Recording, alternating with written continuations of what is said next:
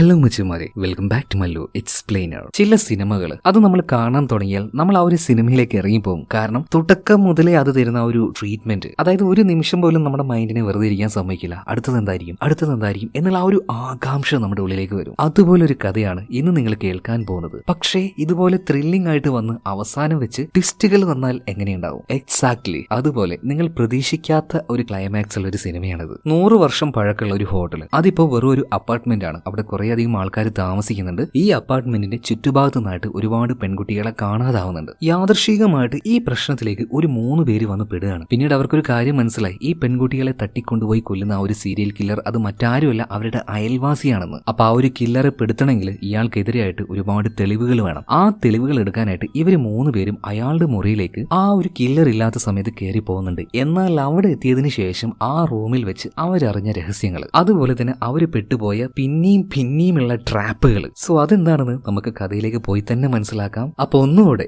Welcome back to Mallu explainer. പോകല്ലേ കഥയുടെ ഈ മായാ ലോകത്തിലേക്ക്. സിനിമയുടെ ആരംഭത്തിൽ തന്നെ ഏരിയ എന്ന് പറഞ്ഞ ഒരു പെൺകുട്ടിയെ കാണിക്കുന്നുണ്ട്. എന്തായാലും നമ്മുടെ വായിക്ക് പറയാൻ സുഖത്തിന് നമുക്ക് തൽക്കാലം ആര്യ എന്ന് പറയാം. അപ്പൊ ഈ ആര്യ ഉണ്ടല്ലോ, നല്ലൊരു 1ാം തരം ആർട്ട് സ്റ്റുഡന്റ് ആണ്. അതായത് ഈ ചിത്രങ്ങൾ, ശില്പങ്ങൾ, അങ്ങനെയുള്ള കാര്യത്തിനെ കുറിച്ചൊക്കെ നന്നായിട്ട് അറിയുന്ന അങ്ങനെയുള്ള ഒരു ആർട്ട് സ്റ്റുഡന്റ്. അതുപോലെ അവളുടെ ഒരു പഠിപ്പും കാര്യങ്ങളൊക്കെ കഴിഞ്ഞിട്ടുണ്ട്. ഇപ്പൊ എന്തോ ഒരു ജോലിക്ക് വേണ്ടി ട്രൈ ചെയ്തുകൊണ്ടിരിക്കുകയാണ്. ഇതേ സമയം തന്നെ ഈ അപ്പാർട്ട്മെന്റിലേക്ക് പുതുതായിട്ട് ഒരാൾ താമസത്തിന് വരുന്നുണ്ട്. ഒരു പയ്യനാണ്, അവന്റെ പേര് ആദം എന്നാണ്. ആദ്യം ഇപ്പോ ആ ഒരു അപ്പാർട്ട്മെന്റിന്റെ മുന്നിലേക്ക് വരുന്നുണ്ട്. ആ സമയത്താണ് ഈ അപ്പാർട്ട്മെന്റ് കാണിക്കുന്നത്. വളരെ വലിയ ബിൽഡിംഗ്. പക്ഷെ അവൻ അങ്ങോട്ടേക്ക് വരുമ്പോൾ ഈ ബിൽഡിങ്ങിനെ അത്ഭുതത്തോടു കൂടെ നോക്കുകയാണ്. അതിനൊരു കാരണമുണ്ട്. ഇത് നിലവിൽ ഇപ്പൊ ഒരു അപ്പാർട്ട്മെന്റ് ആണെങ്കിലും 1990കളിലൊക്കെ ഇത് ഭയങ്കരമായിട്ടുള്ള ഒരു 5 സ്റ്റാർ ഹോട്ടലായിരുന്നു. എന്നാൽ ഇപ്പൊ അതൊക്കെ ഒഴിവാക്കിയിട്ടുണ്ട്. ജസ്റ്റ് ആൾക്കാർ താമസിക്കുന്ന ഒരു അപ്പാർട്ട്മെന്റ്, അങ്ങനെ മാത്രമാണ് ഇതിപ്പോ. എന്തായാലും അന്നുണ്ടായ ആ ഒരു 5 സ്റ്റാർ ഹോട്ടൽ ആയതുകൊണ്ട് തന്നെ ഇതിന്റെ ആ ഒരു കൺസ്ട്രക്ഷൻ ഒക്കെ ബ്രഹ്മാണ്ഡമായിരുന്നു. വലിയൊരു ബിൽഡിംഗ് ആണ്. പിന്നീട് അതിന്റെ ഉള്ളിലേക്ക് വന്ന സമയത്ത് അവിടെ വെച്ച് അവനൊരു പെൺകുട്ടിയെ പരിചയപ്പെടുന്നുണ്ട്. സഷ എന്നാണ് പേര്. രണ്ടുപേരും പിന്നീട് അങ്ങോട്ടും ഇങ്ങോട്ടും പരിചയപ്പെടുകയാണ്. പുതുതായിട്ട് വന്നതാണ്, താമസിക്കാൻ വന്നതാണൊക്കെ പറഞ്ഞിട്ട് നേരെ ലിഫ്റ്റിന്റെ മുന്നിൽ പോയി നിൽക്കുന്നുണ്ട്. എന്നാൽ ലിഫ്റ്റ് വരുമോ ഇല്ലെന്ന്, എന്താ പറയാ, അവിടുത്തെ ആ ഒരു ഡിജിറ്റൽ ഡിസ്പ്ലേയോ കാര്യങ്ങളൊന്നും ഇല്ല. അപ്പൊ അത് വരുമോ എന്ന് സഷയോട് ചോദിക്കുമ്പോൾ ദാ ഒരു ഒച്ച കേൾക്കുന്നില്ലേ താഴേക്ക് ഇങ്ങനെ വരുന്നതിന്റെ, അതിനർത്ഥം ലിഫ്റ്റ് വരുന്നുണ്ട് എന്നാ. പഴയ ബിൽഡിംഗ് അല്ലടോ. അപ്പൊ ഇങ്ങനെയൊക്കെ നമ്മൾ മനസ്സിലാക്കിയാൽ മതി. അങ്ങനെ രണ്ടുപേരും കൂടെ ആ ഒരു ലിഫ്റ്റിലേക്ക് കയറുകയാണ്. അതിലൂടെ മുകളിലേക്ക് പോകുന്ന സമയത്ത് ഈ സാഷ ഒരു വാർത്ത വായിക്കുന്നുണ്ട്. ഈ അപ്പാർട്ട്മെന്റ് ഉണ്ടല്ലോ, ഈ അപ്പാർട്ട്മെന്റിന്റെ ചുറ്റുഭാഗത്തായിട്ട് കുറച്ച് കാലങ്ങളായിട്ട് 6ഓളം പെൺകുട്ടികളെ കാണാതായിട്ടുണ്ട്. ഈ കാര്യം പറഞ്ഞുകൊണ്ട് ഇവർ മുകളിലേക്ക് പോകുന്ന അതേ സമയത്ത് തന്നെ ലിഫ്റ്റിലെ കരണ്ട് അങ്ങോട്ട് ഓഫ് ആവുകയാണ്. ഫുള്ളായിട്ട് ഇരുട്ടാവുകയാണ്. ഇരുട്ട് വന്ന വാർഡ് ആദ്യത്തിന്റെ മുഖത്ത് വല്ലാത്തൊരു പേടി വരികയാണ്. കാരണം അവൻ ഇരുട്ടിനെ ഭയങ്കര ഭയമാണ്. ഇതേ സമയത്ത് തന്നെ സഷ പറയുന്നുണ്ട്, പേടിക്കൊന്നും വേണ്ട, ദാ ഇവിടെ കാണുന്ന ഈ സ്വിച്ച് ഉണ്ടല്ലോ, ഇതൊന്ന് പ്രസ് ചെയ്താൽ മതി, നമ്മുടെ മാനേജർ കാര്യങ്ങളൊക്കെ നോക്കിക്കോളും. അങ്ങനെ ആ ഒരു സ്വിച്ച് ഇപ്പോൾ സഷ പ്രസ് ചെയ്യാണ്. മാത്രമല്ല അതെല്ലാം ഓക്കെ ആവുന്നുണ്ട്. പിന്നീട് സഷ കാര്യങ്ങൾ പറയുന്നുണ്ട്, 100 വർഷത്തിന് മുകളിൽ പഴക്കമുള്ള ഹോട്ടലല്ലേ, അതുകൊണ്ട് ഇതൊക്കെ ഇവിടെ സർവ്വസാധാരണമാണ്. സഷ പറഞ്ഞത് അത് അതുപോലെ തന്നെ കറക്റ്റ് ആയിരുന്നു. 100 വർഷം പഴക്കമുള്ള ബിൽഡിംഗ് ആയതുകൊണ്ട് തന്നെ ഇതിന്റെ ഓരോ ഭാഗവും അതിന് അത്രയും പഴക്കമുണ്ട്. അതിലൊന്നും യാതൊരു മാറ്റവും വരുത്താതെയാണ് ഈ അപ്പാർട്ട്മെന്റ് ഇപ്പോഴും മെയിൻറ്റെയിൻ ചെയ്ത് മുന്നോട്ടേക്ക് പോകുന്നത്. അത് അതിന്റെ ആ ഒരു ഡിസൈനിലായാലും ശരി, ഓരോ റൂമുകളുടെ ഫെസിലിറ്റിയിലായാലും ശരി, അത് നിങ്ങൾക്ക് മുന്നോട്ടേക്ക് പോകുമ്പോൾ മനസ്സിലാവും. ഇതിനുശേഷം സഷ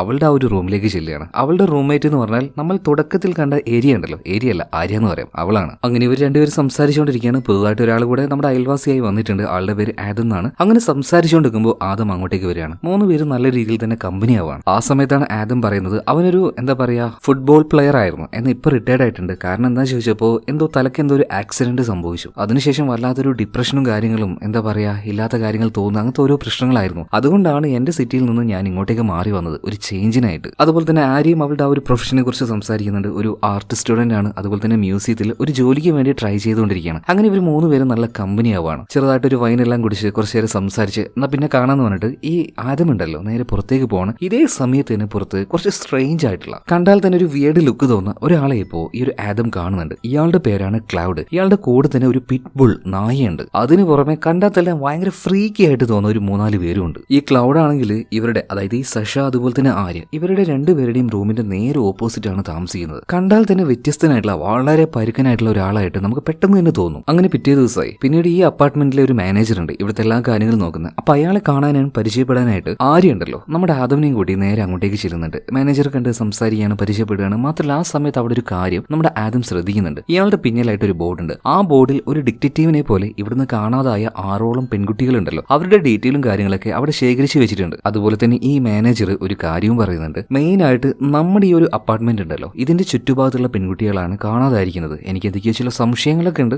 അതൊക്കെ അവിടെ നിൽക്കട്ടെ, പറ നിങ്ങളുടെ വിശേഷങ്ങൾ പറയാന്ന് പറയണം. ഇതേ സമയത്ത് തന്നെ നമ്മുടെ ആദം ചോദിക്കാണ്, അല്ല ഇവരുടെ റൂമിന്റെ നേരെ ഓപ്പോസിറ്റ് ആയിട്ട് ക്ലൗഡ് എന്ന് പറഞ്ഞ ഒരാളില്ലേ, അയാളെ കുറിച്ച് എന്താ അഭിപ്രായം? ഇതേ നേരം തന്നെ മാനേജർ ഒരു കാര്യം പറയുന്നുണ്ട്. ഈ ഒരു അപ്പാർട്ട്മെന്റിലെ എല്ലാ ആൾക്കാരെ കുറിച്ചും അത്യാവശ്യം നല്ല രീതിയിൽ എനിക്കറിയാം, എല്ലാവരെയും പരിചയമുണ്ട്. പക്ഷെ അവനെ കുറിച്ച് എനിക്ക് യാതൊന്നും അറിയില്ല കേട്ടോ. ആള് വല്ലപ്പോഴൊക്കെ സംസാരിക്കാനൊക്കെ വരും, പക്ഷേ കൂടുതലായിട്ട് അങ്ങോട്ട് അടുക്കാൻ പറ്റുന്നില്ല. അങ്ങനെ ഒരു ക്യാരക്ടറാണ്. എപ്പോ വരുമെന്നോ എപ്പോ പോകുമെന്നോ ഒന്നും അറിയില്ല. ചിലപ്പോൾ ഭയങ്കര കൂളായിരിക്കും, ചിലപ്പോൾ ഭയങ്കര ദേഷ്യത്തിലായിരിക്കും. ചില സമയത്ത് അവന്റെ മുറിയിൽ നിന്നും ചില ഒച്ചകളും കേൾക്കാറുണ്ട്. ഐ ഡോണ്ട് നോ എന്തുകൊണ്ടാ സംഭവിക്കുന്നതെന്ന്. പിന്നീട് ആദവും അതുപോലെ തന്നെ ആര്യ രണ്ടുപേരും അവിടുന്ന് തിരിച്ചു പോവാണ്. പോകുന്ന സമയത്തും ആര്യയും ഇതൊക്കെ തന്നെയാണ് പറയുന്നത്. അയാളെ കുറിച്ച് ഞങ്ങൾക്കും വലിയ ധാരണയൊന്നും ഇല്ല കേട്ടോ, കണ്ടാൽ ഒരു പേടിയൊക്കെ ആവും. എന്തായാലും ഇവിടുത്തെ മറ്റൊരു സ്ഥലം നിനക്ക് കാണിച്ചു തരാന്ന് പറഞ്ഞിട്ട് നേരെ ലോണ്ടറി സ്പേസിലേക്ക് പോവാണ്. അതായത് തുണിയും കാര്യങ്ങളൊക്കെ അലക്കുന്ന ഒരു സ്ഥലം ഉണ്ടല്ലോ, അവിടെ തന്നെ ഭയങ്കര പഴമയുള്ള ഒരു ഫർണസും കാണിക്കുന്നുണ്ട് കേട്ടോ. അതായത് പണ്ടത്തെ ബിൽഡിംഗ് അല്ലേ. അപ്പൊ ഈ അലക്കുന്ന ഏരിയയിൽ ചൂടിന് വേണ്ടിയിട്ട് ഉണ്ടാക്കി വെച്ചതാണ്. അന്നത്തെ കാലത്തെ ഒരു ടെക്നോളജിയാണ്. ചൂടിന് വേണ്ടി ഉണ്ടാക്കി വെച്ചതാണ് ആ ഒരു ഫർണസ്. ഇതൊക്കെ പോട്ടെ, ഇതിനേക്കാൾ നല്ലൊരു അടിപൊളി ഒരു സ്ഥലമുണ്ട് ഈ ഒരു അപ്പാർട്ട്മെന്റിൽ.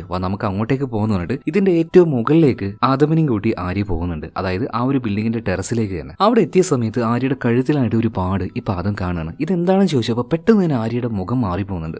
അതൊന്നും ഇല്ലാന്ന് പറഞ്ഞിട്ട് മുടി വെച്ച് അത് മറയ്ക്കാൻ നോക്കുന്നുണ്ട്. ഇതേ സമയത്ത് തന്നെ ആദം ആര്യ ഒന്ന് കിസ് ചെയ്യാൻ പോകുന്നുണ്ട്. അപ്പൊ ആര്യ പറയണ വേണ്ട വേണ്ട, ഞാൻ ഇപ്പൊ ഒന്ന് ബ്രേക്കപ്പ് ആയതേ ഉള്ളൂ. അതുപോലെ തന്നെ ഈ പെട്ടെന്നൊരു റിലേഷനിലേക്ക് വരിക എന്ന് പറഞ്ഞാൽ ഞാൻ അത്ര കംഫർട്ട് ഒന്നും അല്ല എന്ന് മാന്യമായിട്ട് തന്നെ ആര്യ പറയുന്നുണ്ട്. ഇതിനുശേഷം ആദം താഴെ വെച്ച് സഷയെ കാണുന്നുണ്ട്. അപ്പൊ അവള് ചോദിക്കുകയാണ്, എല്ലാ സ്ഥലവും ആര്യ ചുറ്റി കാണിച്ചു തന്നല്ലേ. ഇതും പറഞ്ഞ് ഇവര് നേരെ ആ ഒരു ലിഫ്റ്റിലേക്ക് വന്ന് കയറുകയാണ്. ഇതേ ലിഫ്റ്റിലേക്ക് തന്നെ ഇവരുടെ അയൽവാസിയായിട്ടുള്ള ക്ലൗഡും അയാളുടെ കൂടെ തന്നെ ഒരു പെൺകുട്ടിയും വന്ന് കയറുന്നുണ്ട്. ടോവിയ എന്നാണ് അവളുടെ പേര്. അവളെ അടിച്ച് കിറങ്ങി എന്തോ വേറെ ലെവലിലുള്ളത്. എന്തായാലും ഈ ക്ലൗഡിന്റെ റൂമിലേക്ക് ഈ ടോവിയെ കൊണ്ടുവന്ന ആ ഒരു കോലം കണ്ടിട്ട് തന്നെ ഇവർക്ക് എന്തോ വ്യത്യസ്തമായിട്ട് തോന്നുകയാണ്. ഇപ്പൊ ആര്യ പറയാണ്, അവരുടെ മുറി അവരുടെ സ്ഥലം, അവരെന്തോ ചെയ്തോട്ടെ, വാ നമുക്ക് നമ്മുടെ കാര്യം നോക്കാന്ന് പറഞ്ഞിട്ട് ഇവരുടെ റൂമിലേക്ക് കയറി പോവാണ്. അങ്ങനെ ഇപ്പോ രാത്രി ആയിട്ടുണ്ട്. രാത്രിയായപ്പോ ഒരു പെൺകുട്ടിയുടെ അലർച്ച കേട്ട് ആദ്യം പെട്ടെന്ന് തന്നെ ചാടി എഴുന്നേൽക്കുകയാണ്. ഇതേ ശബ്ദം തന്നെ ആര്യയും അതുപോലെ തന്നെ സഷയും കേട്ടിട്ടുണ്ട്. അങ്ങനെ വേഗം തന്നെ ഈ ഒരു ആദം ഇവരുടെ മുറിയിലേക്ക് പോകുന്നുണ്ട്. ഒരു കരച്ചിൽ നിങ്ങൾ കേട്ടായിരുന്നോ? അവരും കേട്ടിരുന്നു. അതുപോലെ തന്നെ ഈ ക്ലൗഡിന്റെ ആ റൂമിന്റെ ഭാഗത്തു നിന്നാണ് ആ ഒരു കരച്ചിൽ കേട്ടത്. എന്തായാലും നമ്മളിപ്പോ വെറുതെ അതിലേക്ക് തലയിടൊന്നും വേണ്ട, പോയി കെടുക്കാന്ന് പറഞ്ഞിട്ട് ആദിപ്പോ അവന്റെ മുറിയിലേക്ക് പോകുന്നുണ്ട്. പക്ഷെ അവൻ എന്തോ ഒരു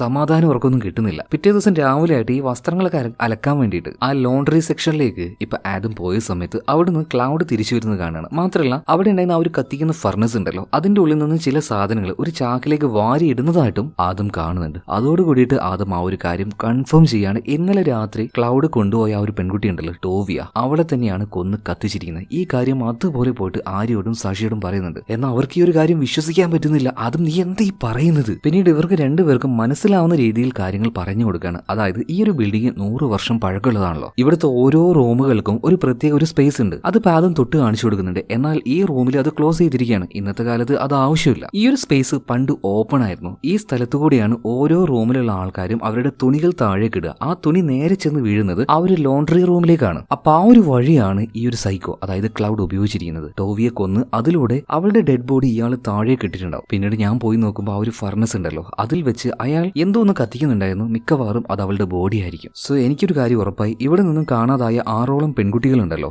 അവരെ കൊന്നതും തട്ടിക്കൊണ്ടുപോയതും ഇവൻ തന്നെയായിരിക്കണം, ആ സൈക്കോ കില്ലർ ക്ലൗഡ്. അങ്ങനെയാണെങ്കിൽ നമുക്ക് എത്രയും പെട്ടെന്ന് തന്നെ പോലീസുകാരോട് പറയണമെന്ന് പറഞ്ഞിട്ട് ഇവര് വേഗം പോലീസിന് വിളിച്ച് കാര്യങ്ങൾ പറയണം. അല്പനേരം കൊണ്ട് തന്നെ പോലീസ് ഇങ്ങോട്ടേക്ക് വരുന്നുണ്ട്. ഈ ക്ലൗഡിന്റെ റൂമിൽ പോയിട്ട് പരിശോധനയെല്ലാം കഴിഞ്ഞ് പോലീസുകാർ തിരിച്ചു പോവാണ്. പ്രത്യേകിച്ചൊന്നും കിട്ടുന്നില്ല. എന്നാൽ നേരെ ഓപ്പോസിറ്റ് റൂമിൽ ആര്യ അതുപോലെ തന്നെ സഷ, നമ്മുടെ ആദം, ഇവരങ്ങനെ ആ ഒരു ഹോളിലൂടെ നോക്കുന്നുണ്ട്. ഇതേ നേരം ഇവരെ നോക്കിക്കൊണ്ട് ഈ ക്ലൗഡ് വിരൽ കൊണ്ട് കാണിക്കുന്നുണ്ട്, വേണ്ട വേണ്ട എന്ന രീതിയിൽ. അതായത് ക്ലൗഡിന് മനസ്സിലായി ഈ കിട്ടിയ പണി ഏത് വഴിക്കാണെന്ന്. ഇത് കണ്ടപാട് തന്നെ ആദം ഒന്ന് പേടിച്ചു പോകുന്നുണ്ട് കേട്ടോ. അടുത്ത സീനിൽ ആര്യ കാണിക്കുകയാണ്. ഈ ആര്യയ്ക്ക് ഒരു സ്വഭാവം ഉണ്ട് കേട്ടോ. അതായത് രാത്രി സമയത്തൊക്കെ ഹെഡ്സെറ്റും ചെവിയിൽ വെച്ച് ഈ ബിൽഡിങ്ങിന്റെ ടോപ്പ് ഉണ്ടല്ലോ അവിടെ പോയിട്ട് വെറുതെ ജോഗിങ് ചെയ്തുകൊണ്ടേയിരിക്കും. അതുപോലെ ഇപ്പോൾ ആദം ആണെങ്കിൽ ഷസയുടെ കൂടെയാണ്. ഷസയുടെ ഒരു കാര്യം പറയുന്നുണ്ട്, എനിക്ക് ഉറപ്പാണ് അവൻ തന്നെയാണ് ആ ഒരു സൈക്കോ. എങ്ങനെയുള്ള ഒരു തെളിവ് നമ്മൾ ഉണ്ടാകണം, അവന്റെ വീട്ടിന്റെ ഉള്ളിലേക്ക് ഒന്ന് പോകണം. പക്ഷെ എങ്ങനെയെന്നൊക്കെ സഷ ചോദിക്കുന്നുണ്ട്. ആ സമയത്താണ് ആദം ഒരു കാര്യം പറയുന്നത്. അതായത് നിന്റെ ഈ റൂമിലെ എയർവിൻഡ് ഉണ്ടല്ലോ, അതും അയാളുടെ റൂമിലെ എയർവിൻഡുമായിട്ട് കണക്റ്റഡ് ആണ്. എടാ ഇതൊക്കെ എങ്ങനെയാ നീ അറിഞ്ഞത്?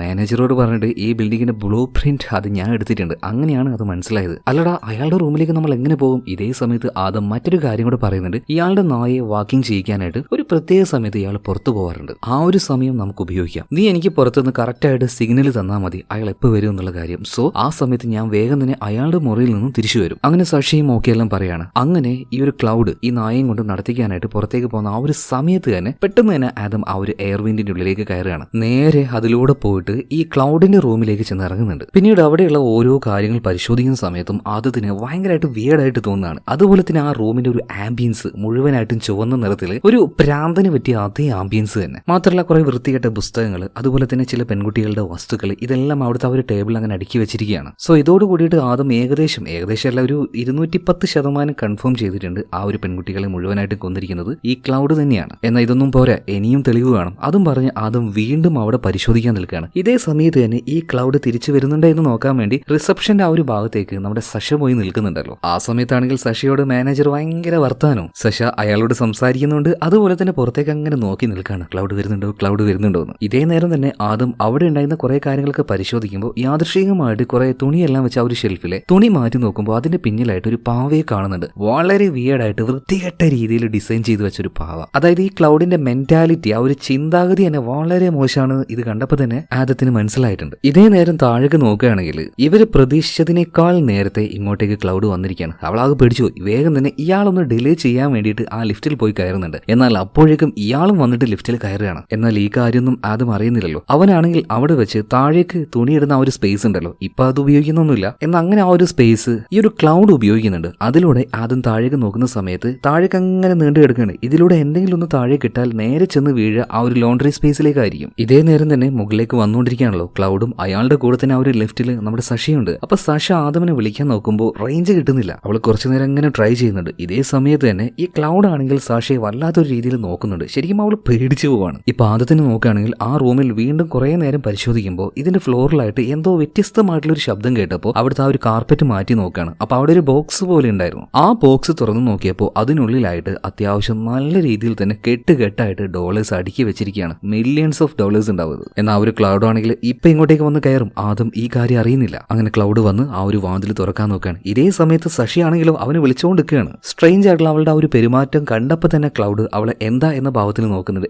ഒന്നുമില്ല എന്ന ഭാവത്തിൽ അവള് ചിരിച്ചും കൊടുക്കുകയാണ്. ഇതേ നേരം തന്നെ ഉള്ളിലുള്ള ആദത്തിനൊരു കാര്യം മനസ്സിലായി. അതായത് അവൻ വന്നു കഴിഞ്ഞു വന്ന് ഇനി എന്തായാലും ആ ഒരു എയർവിൻഡിലൂടെ കയറി രക്ഷപ്പെടാനൊന്നും പറ്റില്ല. അതിനുള്ള സമയമൊന്നുമില്ല. അതുകൊണ്ട് ആദം രണ്ടും കൽപ്പിച്ച് ഒരു കാര്യം ചെയ്യാണ്. ആ ഒരു ലോണ്ടറി സ്പേസ് ഉണ്ടല്ലോ, സോ അതിലേക്ക് എടുത്തങ്ങ് ചാടുകയാണ്. അതിങ്ങനെ നീളത്തിൽ അധികം വലിയ എന്താ പറയാ വീതിയൊന്നും ഇല്ലാത്ത താഴേക്ക് നീണ്ടു കിടക്കുന്ന ഒരു കുഴിയാണ്. സോ അതിലേക്കാണ് അവൻ എടുത്തു ചാടിയത്. എന്തോ ഭാഗ്യത്തിന് ക്ലൗഡ് റൂമിൽ എത്തുന്നതിന് മുന്നേ തന്നെ അവനത് ചെയ്യാൻ പറ്റി. ക്ലൗഡ് ഇവിടെ നടന്ന കാര്യങ്ങളൊന്നും അറിഞ്ഞിട്ടില്ല. എന്നാൽ അതിന്റെ നായ ഉണ്ടല്ലോ ചെറുതായിട്ട് കാര്യങ്ങൾ സ്മെല്ല് ചെയ്ത് ആ ഒരു സ്പേസിലേക്ക് നോക്കി അങ്ങനെ കുരക്കുന്നുണ്ട്. സംശയം തോന്നിയ ക്ലൗഡ് നേരെ ആ ഒരു സ്പേസിലേക്ക് നോക്കിയിട്ട് താഴേക്ക് എത്തി നോക്കുമ്പോൾ നമ്മൾ വിചാരിക്കും പെട്ടു എന്ന്. അതുപോലെ തന്നെ ആദവും പേടിച്ച് വിറച്ച് അങ്ങനെ നിൽക്കുകയാണ്. എന്നാൽ ഈ ക്ലൗഡ് താഴേക്ക് നോക്കുമ്പോൾ പ്രത്യേകിച്ചൊന്നും കാണുന്നില്ല. കാരണം നല്ല ആഴമുള്ളത് കൊണ്ട് തന്നെ താഴെയുള്ളതൊന്നും വ്യക്തമായിട്ട് കാണുന്നില്ല, ഇരുട്ടാണ്. പിന്നീട് ആ ഒരു സംശയം തീർക്കാനായിട്ട് മുകളിൽ നിന്നും ഒരു ബേസ് ബോൾ ഈ ക്ലൗഡ് താഴേക്ക് ഇടുകയാണ്. എന്തോ ഭാഗ്യത്തിന് ആദത്തിന്റെ സൈഡിലേക്ക് ബോൾ വന്ന് വീഴുകയാണ്. അതുകൊണ്ട് ബോൾ വന്ന് വീണ ആ ഒരു ശബ്ദം ആര് കേൾക്കുന്നുണ്ട്? ക്ലൗഡ് കേൾക്കണം. അപ്പൊ താഴെ ആരും ഇല്ലാന്ന് ഇയാൾ വിചാരിച്ചു. നേരെ അവിടെ നിന്ന് തിരിച്ചു പോകണം. ഇപ്പോഴാണ് ആദത്തിന് സമാധാനം ഇത്. പക്ഷേ പ്രശ്നം എന്താ വെച്ചാൽ ഈ വന്ന് വീണിരിക്കുന്ന ഒരു സ്ഥലം ഉണ്ടല്ലോ, ഇവിടുന്ന് അങ്ങനെ ഒറ്റയ്ക്ക് പുറത്തു പോകാൻ കഴിയില്ല. പുറത്തു നിന്നും ഒരാൾ വന്ന് തുറന്നാൽ മാത്രമേ പുറത്തേക്ക് വരാൻ പറ്റുള്ളൂ. അതിന് പുറമെ ഭയങ്കര ഇരുട്ടും. വേഗം തന്നെ ആദം സഷയെ കോൾ ചെയ്യുന്നുണ്ട്. വേഗം വാ, എന്നെ രക്ഷിക്കുന്നു പറയാണ്. അങ്ങനെ സാഷ അങ്ങോട്ടേക്ക് വേഗം വരുന്നുണ്ട്. അത് തുറന്ന് അവന് പുറത്തേക്ക് എടുക്കുകയാണ്. സത്യം പറയുകയാണെങ്കിൽ കുറച്ചു നേരം കൊണ്ട് ആദം വല്ലാതെ പേടിച്ചിട്ടുണ്ട്. അതിന് കാരണം എന്താണെന്നും അവൾക്ക് പറഞ്ഞു കൊടുക്കുകയാണ്. അതായത് തലക്കാണ് അന്ന് അടിയേറ്റത് ഫുട്ബോൾ കളിക്കുന്ന സമയത്ത്. അതിനുശേഷം ഇരുട്ട് എന്ന് പറഞ്ഞാൽ അവന് ഭയങ്കര പേടിയാണ്. പക്ഷെ ഇവിടെ വെച്ച് ആദം ഒരു കാര്യം ഉറപ്പിച്ച് പറയുന്നുണ്ട്. സഷ 100% എനിക്ക് ഉറപ്പാണ് അവൻ തന്നെയാണ് ആ ഒരു കില്ലർ. അവന്റെ വീടിന്റെ ആ ഒരു ആംബിയൻസ്, അവിടെ എടുത്തു വെച്ച വസ്തുക്കൾ, ഇതെല്ലാം കാണുമ്പോൾ എനിക്ക് ഏകദേശം ഉറപ്പാണ്. ഇങ്ങനെ ഈ ഒരു ക്ലൗഡിന്റെ റൂമിനെ കുറിച്ച് ഇങ്ങനെ പറയുന്ന സമയത്ത് സത്യം പറഞ്ഞാൽ സഷയ്ക്ക് പേടിയല്ല തോന്നിയത്, ക്യൂരിയോസിറ്റിയാണ്. എടാ നീ കണ്ട് എനിക്കും അതുപോലെ കാണണം എന്നുള്ള ആ ഒരു ക്യൂരിയോസിറ്റി. മാത്രമല്ല ഇതോട് കൂടിയിട്ട് ഇവര് രണ്ടുപേരും അങ്ങോട്ടും ഇങ്ങോട്ടും അടുക്കുകയാണ്. ആദ്യം ആദ്യമായിട്ടൊന്ന് വളക്കാൻ നോക്കിയത് ആര്യാണെങ്കിലും ശരിക്കും അവനുമായിട്ട് അറ്റാച്ച് ആയത് സഷയാണ്. സോ അവിടെ വെച്ച് തന്നെ അവരുടെ റൊമാൻസ് തുടങ്ങുകയാണ്. മാത്രമല്ല അതൊരു ഫിസിക്കൽ റിലേഷനിലേക്ക് പോകുന്നുണ്ട്. എന്നാൽ ഇവർ വിചാരിക്കാത്ത മറ്റൊരു കാര്യം കൂടെ ഇവിടെ നടക്കുന്നുണ്ടായിരുന്നു. അതായത് ഈ ഒരു ക്ലൗഡ് ഉണ്ടല്ലോ, ആളൊരു സിമ്പിൾ ആയിട്ടുള്ള ആളൊന്നുമല്ല, അത്യാവശ്യം കൂർമ്മ ബുദ്ധിയുള്ള ആൾ തന്നെയാണ്. ഇയാൾ നേരെ ആ ഒരു ലോണ്ടറി റൂമിലേക്ക് വന്നിട്ടുണ്ട്. എന്നിട്ട് ആ ഒരു സ്പേസ് ഉണ്ടല്ലോ അത് തുറക്കുകയാണ്. തുറന്ന സമയത്ത് അവിടെ ബോൾ ഇല്ലായിരുന്നു. അങ്ങനെയാണെങ്കിൽ നേരത്തെ ആരോ ഒരാൾ വന്നിട്ട് ഇത് തുറന്നിട്ടുണ്ട്. കാരണം ബോൾ ആണെങ്കിൽ നിലത്ത് വീണ് കിടക്കുകയാണ്. അപ്പൊ ഈ ക്ലൗഡിന്റെ ഉള്ളിൽ ചില സംശയങ്ങളൊക്കെ ഇപ്പൊ തോന്നി തുടങ്ങിയിട്ടുണ്ട്. അതുപോലെ തന്നെ നമ്മുടെ ടീംസ് ഉണ്ടല്ലോ, അതായത് ആദം സഷ, ഇവർ രണ്ടുപേരും ഒരു വിവരം അറിഞ്ഞിട്ടുണ്ട്. നെക്സ്റ്റ് വീക്കിൽ ഈ ക്ലൗഡ് ഇവിടെ ഉണ്ടാവില്ല. കാരണം അയാളുടെ നായെ ഒരാഴ്ചത്തേക്കേറ്റം ഈ മാനേജറോട് നോക്കാൻ പറഞ്ഞിട്ടുണ്ട്. അപ്പൊ ഇവർ ചില കാര്യങ്ങൾ പ്ലാൻ ചെയ്യുന്നുണ്ട്. ആ സമയത്ത് അയാളുടെ വീട്ടിൽ കയറാന്ന്. ഈ കാര്യം ആര്യ അറിയുന്നുണ്ട്. അപ്പൊ ആര്യ പറയുന്നത് പറയണേ വെറുതെ ആവശ്യമില്ലാത്ത ഒരു പരിപാടിക്ക് നിൽക്കണ്ട കേട്ടോ. ഒരു വട്ടം നിങ്ങൾ ചെയ്തു ഇനി വീണ്ടും നിങ്ങൾ അബദ്ധം ചെയ്യാൻ നിൽക്കണ്ട. ഇവര് രണ്ടുപേരെയും വാൺ ചെയ്ത് അവിടുന്ന് ആര്യ പോകുന്നുണ്ട്. അതായത് ഒരു വ്യത്യസ്തമായിട്ടുള്ള ക്യാരക്ടറാണ് ഈ ആര്യക്ക്. പിന്നീട് ആദത്തിനോട് സഷ അതെന്തുകൊണ്ടാണെന്ന് പറഞ്ഞു കൊടുക്കുന്നുണ്ട്. അതായത് ഈ ആര്യക്ക് നേരത്തെ ഒരു ബോയ് ഫ്രണ്ട് ഉണ്ടായിരുന്നു. ആളൊരു ചെറിയൊരു സൈക്കോ ആയിരുന്നു. അവനാണ് എന്തോ ഒരു ഭ്രാന്തിന്റെ പുറത്ത് അവളുടെ കഴുത്തിൽ ആ ഒരു മുറിവ് ഉണ്ടാക്കിയത്. കത്തി വെച്ചെന്തോ വെട്ടുകയറ്റം ചെയ്തതാണ്. മാത്രമല്ല അതിനുശേഷം അവരുടെ ആ ഒരു റിലേഷൻ ബ്രേക്കപ്പ് ആയി. അതുപോലെ തന്നെ അവൾ ഭയങ്കരമായിട്ടൊരു ഡിപ്രഷൻ സ്റ്റേജിലേക്ക് വന്നു. പകൽ സമയത്ത് എപ്പോഴും അവളുടെ ആ ഒരു ആർട്ട് അതിന്റെ കാര്യങ്ങളൊക്കെ നോക്കി നിൽക്കും. രാത്രിയാകുമ്പോൾ മഴയാണെങ്കിലും പോയിട്ട് അവൾ അങ്ങനെ ടെറസിന്റെ മുകളിലൂടെ ഓടിക്കൊണ്ടിരിക്കും. ഇതിനുശേഷം മഴയത്ത് ആ ഒരു ടെറസിന്റെ മുകളിലൂടെ ഓടുന്ന നമ്മുടെ ആര്യയെ കാണിക്കുകയാണ്. അതായത് ശരിക്കും ആ ഒരു ഇൻസിഡന്റ് അവളുടെ ലൈഫിൽ ഒരുപാട് മാറ്റങ്ങൾ ഒരുപാട് പ്രശ്നങ്ങൾ വരുത്തിയിട്ടുണ്ട്. അങ്ങനെ 2-3 ദിവസം കഴിഞ്ഞിട്ടുണ്ട്. ഇപ്പൊ ക്ലൗഡ് പുറത്തേക്ക് പോകും പറഞ്ഞ ആ ഒരു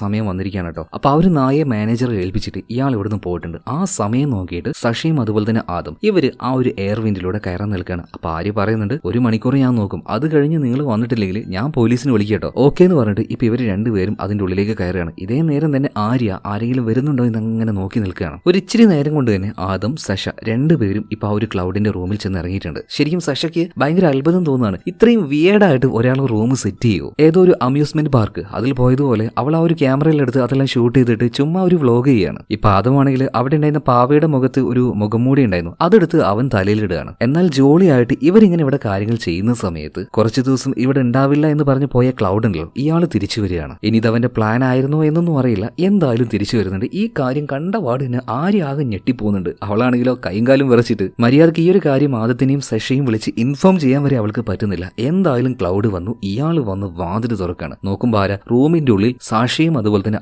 ആദവും നിൽക്കുകയാണ്. സാഷാകെ വിറച്ചു പോയി എന്ന് പറയാം. അവളുടെ കയ്യിലുണ്ടായിരുന്ന ഫോൺ താഴെ വീണുവാണ്. ഇപ്പൊ ഈ ക്ലൗഡ് ആണെങ്കിൽ ഒന്നും നോക്കിയില്ല. ഇയാളുടെ കയ്യിലുണ്ടായിരുന്ന ആ ഒരു പിറ്റ്ബുൾ നായ ഉണ്ടല്ലോ അതിന് നേരെ ആദത്തിന്റെ മേത്തേക്ക് പാച്ചു വിടുകയാണ്. മാത്രമല്ല അവിടെ ഇറച്ചി വെട്ടുന്ന വലിയൊരു കത്തി ഉണ്ടായിരുന്നു. ആ കത്തി എടുത്ത് ഈ ക്ലൗഡ് ആണെങ്കിൽ സാഷയുടെ മേത്തേക്ക് കയറിയിരിക്കുകയാണ്. ഇയാളുടെ കയ്യിൽ തന്നെ ചെറുതായിട്ടൊന്ന് സ്ക്രാച്ച് ചെയ്ത് ആ രക്തം അവളുടെ ദേഹത്താക്കി അവളിങ്ങനെ പേടിപ്പിച്ചുകൊണ്ടിരിക്കുകയാണ്. ഇതേ നേരം മാറ്റത്തിനെ ആ ഒരു പട്ടി കടിച്ചുകൊണ്ടിരിക്കുകയാണല്ലോ. അപ്പൊ അതിൽ നിന്ന് രക്ഷപ്പെടാനായിട്ട് ഷാർപ്പായിട്ടുള്ള എന്തോന്ന് അവന്റെ കയ്യിൽ കിട്ടുകയാണ്. ഒന്നും നോക്കിയില്ല, നായയുടെ തലക്ക് നീക്കി ഒരൊറ്റ കേറ്റിലാണ്. ഇപ്പൊ അപ്പുറത്താണെങ്കിൽ ഈ ഒരു ക്ലൗഡ് ഉണ്ടല്ലോ കയ്യിൽ ആ ഒരു കത്തി വെച്ച് അവളെ വെട്ടാൻ വേണ്ടി നിൽക്കുന്ന അതേ സമയത്ത് തന്നെ ആര്യ പെട്ടെന്ന് അങ്ങോട്ടേക്ക് വരുന്നുണ്ട്. അവിടെ എന്തോ ഒരു ചെറിയ ശില്പുണ്ടായിരുന്നു. ഇത് വെച്ച് ഇയാൾക്കിട്ട് ഒരൊറ്റ വീക്കാണ്, തെറിച്ചുപോയി വീഴുന്നുണ്ട്. എന്നാൽ അയാൾ വീണ്ടും എഴുന്നേൽക്കുന്നുണ്ട്. അപ്പോഴേക്കും ആര്യ ഇയാളുടെ കയ്യിലുണ്ടായിരുന്ന ആ ഒരു കത്തി എടുത്ത് ഭയം കൊണ്ട് ഒരൊറ്റ വീശലാണ്. കറക്റ്റായിട്ട് തട്ടിന്ന് പറയാലോ, കഴുത്ത് മുറിഞ്ഞു പോയി. ഈ ക്ലൗഡ് അവിടെ വീണ് പെടഞ്ഞ് മരിക്കുകയാണ്. എന്നാൽ ഈ ഒരു കാര്യം കണ്ട സഷയുണ്ടല്ലോ ആകെ ഞെട്ടിത്തരിച്ച് നിലവിളിച്ച് പിന്നിലേക്ക് വലിയാണ്. എന്താ ചെയ്യേണ്ടതെന്ന് ഇവർക്ക് ആർക്കും തിരിയുന്നില്ല. ഇപ്പൊ ആദ്യം പറയണം നിങ്ങളൊന്നും പേടിക്കൊന്നും വേണ്ട, പോലീസുകാർ വന്നാൽ നമുക്ക് പ്ലാൻ ചെയ്ത് ഓരോ കാര്യങ്ങൾ പറഞ്ഞ് രക്ഷപ്പെടാന്ന് പറയാണ്. എന്നാൽ സഷ പറയുന്നത് ഒന്ന് പോയടെ ചെറുക്ക അവിടുന്ന്, നമ്മളിപ്പോ എവിടെയുള്ളത്? ഇയാളുടെ മുറിയിൽ. നമ്മൾ എന്തിനിങ്ങോട്ടേക്ക് വന്നു? ഇയാൾ എന്തിനു കൊന്നു? ഇയാൾക്ക് എന്താ സംഭവിച്ചതെന്നൊക്കെ പറഞ്ഞിട്ട് 100,000 ചോദ്യങ്ങളായിരിക്കും. നമുക്ക് രക്ഷപ്പെടാൻ പറ്റില്ല. ഇതെല്ലാം കേട്ടപ്പോൾ സഷിയും ആരും ആകെ ആ ഒരു തരിപ്പിൽ നിൽക്കുകയാണ്. അപ്പൊ അതൊരു കാര്യം പറയുന്നുണ്ട്, നിങ്ങൾ ആരും പേടിക്കേണ്ട ആവശ്യമില്ല. കാരണം നമ്മൾ കൊന്നിരിക്കുന്നത് ഒരു പാവത്തിനൊന്നുമല്ല, ഒരുപാട് സ്ത്രീകളെ കൊന്ന ഒരു സൈക്കോയാണ്. മാത്രമല്ല നിങ്ങൾക്ക് ഞാൻ വേറൊരു കാര്യം കാണിച്ചു തരാം. അതായത് ഈ ഫ്ലോറിൽ മൂടി വെച്ച ആ ഒരു കാശുണ്ടല്ലോ അത് ഇവർക്ക് കാണിച്ചു കൊടുക്കുകയാണ്. ഇപ്പൊ ആര് പറയുന്നുണ്ട് അപ്പൊ ഇയാൾ കൊന്ന സ്ത്രീകളുടെ ആ ഒരു കാശായിരിക്കുമല്ലേ അത്? ആദ്യം പറയാണ് എനിക്കറിയില്ല, എന്തായാലും ഈ ഒരു കാശ് നമുക്കിനി തുല്യമായിട്ട് പങ്കിട്ടെടുക്കാം. ഇപ്പൊ ഒരു വിധത്തിൽ നമ്മുടെ ഈ ഒരു സഷിയും അതുപോലെ തന്നെ ആരും ഓക്കെ ആയി വരുന്നുണ്ട്. പക്ഷെ ഇനി ചെയ്യേണ്ട പ്രധാന പണി എന്താ വെച്ചാൽ ഇവിടെ 2 ബോഡികളുണ്ട്. ഒന്ന് ആ നായയുടെ ബോഡിയും അതുപോലെ തന്നെ ക്ലൗഡിന്റെ ബോഡിയും. ഇവിടുന്ന് അത് നീക്കം ചെയ്യണം. അതുപോലെ തന്നെ ബ്ലഡും കാര്യങ്ങളൊക്കെ ഉണ്ട്, അതെല്ലാം മുഴുവനായിട്ടും ക്ലിയർ ആക്കണം. അപ്പൊ അത് ക്ലീൻ ചെയ്യാനായിട്ടുള്ള സാധനങ്ങൾ എടുക്കാനായിട്ട് ഇപ്പൊ സഷി ഉണ്ടല്ലോ നേരെ അപ്പുറത്തെ ഇവരുടെ റൂമിലേക്ക് പോകുന്നുണ്ട്. ആരെങ്കിലും കാണുന്നുണ്ടെന്ന് ചുറ്റും നോക്കിയൊരു പേടിയിലാണ് ഈ പോകുന്നത്. ഇതേ സമയത്ത് തന്നെ താഴെ നോക്കുകയാണെങ്കിൽ ആ മാനേജറുടെ കയ്യിലാണല്ലോ നായയെ ക്ലൗഡ് ഏൽപ്പിച്ചത്. എന്നാൽ രാത്രിയിൽ ക്ലൗഡ് ഇവിടെ വന്ന കാര്യം മാനേജർ അറിഞ്ഞിട്ടില്ല. അപ്പൊ മാനേജർ എഴുന്നേറ്റ് നോക്കുമ്പോൾ നായയെ കാണാനില്ല. അയ്യോ പണി പാളിയോ, ഇനിയിപ്പോ ആ ഒരു ക്ലൗഡ് വരുമ്പോൾ നായ എവിടെ ചോദിക്കുമ്പോൾ ഞാൻ എന്താ പറയാ? അപ്പൊ ആ ഒരു വേജാറിൽ ഇയാൾ ചാടി എഴുന്നേൽക്കുകയാണ്.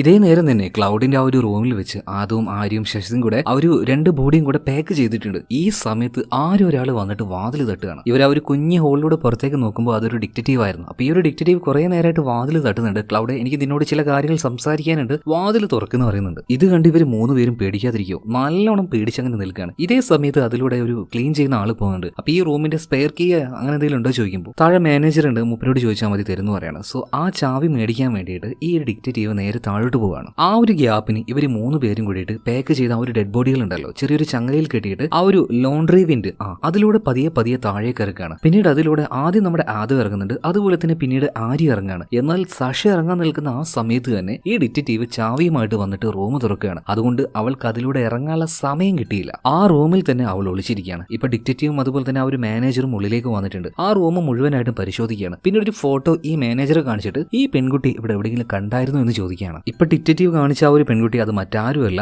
അന്ന് ക്ലൗഡിന്റെ കൂടെ രാത്രി വീട്ടിലേക്ക് വന്ന ആ ഒരു പെൺകുട്ടി ഉണ്ടല്ലോ ടോവിയ, അവളുടെ ഫോട്ടോ കാണിച്ചിട്ടാണ് മാനേജറോട് ഈ പെൺകുട്ടിയെ നിങ്ങൾ കണ്ടിട്ടുണ്ടോ എന്ന് ചോദിച്ചത്. അതായത് ആ ഒരു പെൺകുട്ടി മിസ്സിംഗ് ആയിട്ടുണ്ടാവും. സോ ആ ഒരു കേസ് അന്വേഷിക്കാനായിട്ടായിരിക്കും ഇങ്ങോട്ടേക്ക് ഈ ഒരു ഡിറ്റക്റ്റീവ് വന്നിട്ടുണ്ടാവുക. എന്തായാലും പ്രത്യേകിച്ച് ഒന്നും ആ റൂമിൽ നിന്നും കിട്ടാത്തത് കൊണ്ട് തന്നെ ഡിറ്റക്റ്റീവ് അവിടുന്ന് തിരിച്ചു പോവാണ്. ഈ ഒരു ഗ്യാപ്പിന് നൈസായിട്ട് സാഷയും ആ ഒരു ലോണ്ടറി വിൻഡിലൂടെ താഴേക്ക് ഇറങ്ങുന്നുണ്ട്. എന്നാൽ ആ ഒരു ശബ്ദം ചെറുതായിട്ട് ഡിറ്റക്റ്റീവ് കേൾക്കാണ്. അതെന്താണെന്ന് മാനേജറോട് ചോദിക്കുന്ന സമയത്ത് മാനേജർ പറയണം ഇതൊരു പഴയ ബിൽഡിംഗ് ആണ്, ഇവിടുന്ന് പല രീതിയിലും ശബ്ദങ്ങൾ കേൾക്കാറുണ്ട്. എന്തായാലും ആ ഒരു കാര്യത്തിൽ കൺവിൻസ് ആയതുകൊണ്ട് തന്നെ ഡിറ്റക്റ്റീവ് അവിടുന്ന് പോവാണ്. ഇതിനുശേഷം ആ ഒരു ലോണ്ടറിന്റെ സ്പേസ് ഉണ്ടല്ലോ അത് അവർ നേരത്തെ തന്നെ ഓപ്പൺ ആക്കി വെച്ചിരുന്നു. സോ അതിലൂടെ ഇവർ പുറത്തേക്ക് ഇറങ്ങുന്നുണ്ട്, നേരെ റൂമിലേക്ക് പോവാണ്. ഇപ്പൊ ഇവരുടെ കയ്യിൽ ക്ലൗഡിന്റെ കയ്യിൽ നിന്നും അടിച്ചു മാറ്റിയ ആ ഒരു ഡോളേഴ്സ് ഉണ്ട്. സോ അത് മുഴുവനായിട്ടും അവിടെ കൊട്ടുന്നുണ്ട്. ഇനി 3 ആയിട്ട് ഇത് ഭാഗിക്കണം എന്ന സാഷ പറയണം ഇതെല്ലാം നമ്മൾ ആദ്യം നോക്കേണ്ടത്. അവിടെ അവരുടെ ആ ഒരു ബോഡി ഇട്ടില്ല, അത് എത്രയും പെട്ടെന്ന് തന്നെ ഡിസ്പോസ് ചെയ്യണം. സോ അങ്ങോട്ടേക്ക് ചെന്ന് നോക്കുമ്പോൾ അവിടെ മുഴുവനായിട്ടും രക്തം ഒലിച്ച് കിടക്കാണ്. വേഗം തന്നെ ആ ഒരു ഡെഡ് ബോഡി ആ ഒരു ഫർണസ് ഉണ്ടല്ലോ അതിന്റെ ഉള്ളിലേക്ക് ഇട്ട് ഇവർ കത്തിക്കുകയാണ്. അതായത് എങ്ങനെയാണോ ക്ലൗഡ് സ്ത്രീകളുടെ ബോഡി കത്തിച്ചത് അതുപോലെ തന്നെ ഇവർ കത്തിച്ചു കളയണം. പിന്നീട് വെറും ചാരമാക്കിയിട്ട് ആ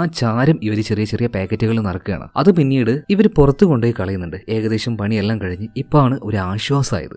രക്ഷപ്പെട്ടു എന്ന് കരുതിയിട്ട് നേരെ റൂമിലേക്ക് വരികയാണ്. ആ സമയത്ത് സാഷ ഒരു കാര്യം കണ്ട് ആകെ ഞെട്ടിപ്പോവാണ്. ഇവർ ഇത്രയും ദിവസം വിചാരിച്ചത് എന്താണ്, ക്ലൗഡ് ആ ഒരു പെൺകുട്ടി അതായത് ടോവിയെ കൊന്നിട്ടുണ്ട് എന്നല്ലേ. ആ ടോവിയ ഇതാ ഇപ്പൊ ഈ ക്ലൗഡിന്റെ റൂമിന്റെ മുന്നിൽ വന്നിട്ട് ഇയാളുടെ മുറി അങ്ങനെ തട്ടിക്കൊണ്ടിരിക്കുകയാണ്. ഇയാൾ എന്താ കഥക് തുറക്കാത്തെന്ന് പറഞ്ഞിട്ട്. ഇത് കണ്ട് ആകെ പേടിച്ചു പോയ സഷ വേഗം അവളുടെ റൂമിൽ കയറിയിട്ട് കഥ കടക്കാണ്. ആകെ പേടിച്ചിട്ടുണ്ട്. എന്നാൽ ഇതേ സമയത്തിന് ടോവിയ വന്ന് അവളുടെ മുറിയിലും തട്ടുകയാണ്. ഒരു പേടിയോട് കൂടിയിട്ട് കഥക് തുറന്നിട്ട് എന്താന്ന് ചോദിക്കുന്നുണ്ട്. ഇപ്പൊ ടോവിയ പറയാണ് അപ്പുറത്തെ റൂമിൽ ആ ഒരു ക്ലൗഡ് അവൻ ഇങ്ങോട്ടേക്ക് വരാറില്ലേ, അവിടെ ഇല്ലേ, അറിയില്ലല്ലോ എന്നിപ്പോ സാഷ നുണ പറയാണ്. ഇപ്പൊ ടോവിയ പറയാണ് ഇനി എങ്ങാനും വന്നാൽ അയാളെ കണ്ടാൽ ടോവിയ വന്നിട്ടുണ്ടായിരുന്നു, അതുപോലെ തന്നെ വന്നാലൊന്ന് വിളിക്കണം എന്ന് ഏൽപ്പിച്ചിട്ടാണ് ടോവിയ അവിടെ നിന്ന് പോകുന്നത്. അവളുടെ ആ ഒരു സംസാരത്തിലൊക്കെ എന്തോ ഒരു വശപ്പിശക്ക് സാഷയ്ക്ക് തോന്നുന്നുണ്ടായിരുന്നു. എന്തായാലും ഈ ടോവിയ പോയി കഴിഞ്ഞ ഉടനെ തന്നെ നമ്മുടെ ആര്യനെയും അതുപോലെ തന്നെ ആദിത്യനെയും വിളിച്ച് അവൾ കാര്യങ്ങൾ പറയുന്നുണ്ട്. അതായത് നമ്മൾ കൊന്നത് ഒരു പാവത്തിനെയാണ്, അയാൾ സൈക്കോ ഒന്നുമല്ല. അത് നീയല്ല പറഞ്ഞത് ക്ലൗഡ് ആ ഒരു ടോവിയെ കൊന്നു എന്ന്. അവളിപ്പോ ജീവനോട് വന്നു നിന്ന് നിനക്ക് തെറ്റുപറ്റി, എല്ലാത്തിനും കാരണം ഈ ആര്യാണ്. നീ എന്തിനാ പോയിട്ട് അയാളെ ഒറ്റയടിക്ക് വെട്ടിയത്, അതുകൊണ്ടല്ല അയാൾ മരിച്ചുപോയത്. ഈ സമയത്ത് ആര്യ പറയണ നീ എന്താ സാക്ഷി പറയുന്നത്, ഞാൻ അയാളെ വെട്ടിയില്ലായിരുന്നെങ്കിൽ അയാൾ നിന്നെ കൊന്നേനെ. ഇതും പറഞ്ഞ് രണ്ടുപേരും അങ്ങോട്ടും ഇങ്ങോട്ടും വഴക്ക് തുടങ്ങണം. ആദ്യം പറയാണ് നിങ്ങളൊന്നും മിണ്ടാതിരിക്കുക, ദയവ് ചെയ്ത് അങ്ങോട്ടും ഇങ്ങോട്ടും വഴക്കിട്ട് ഇത് ബാക്കിയുള്ളവരെ അറിയിക്കാൻ നിൽക്കല്ലേ. തൽക്കാലം നിങ്ങൾ രണ്ടുപേരും ഒന്ന് സൈലന്റ് ആയിരിക്കും. പ്രത്യേകിച്ച് ആര്യ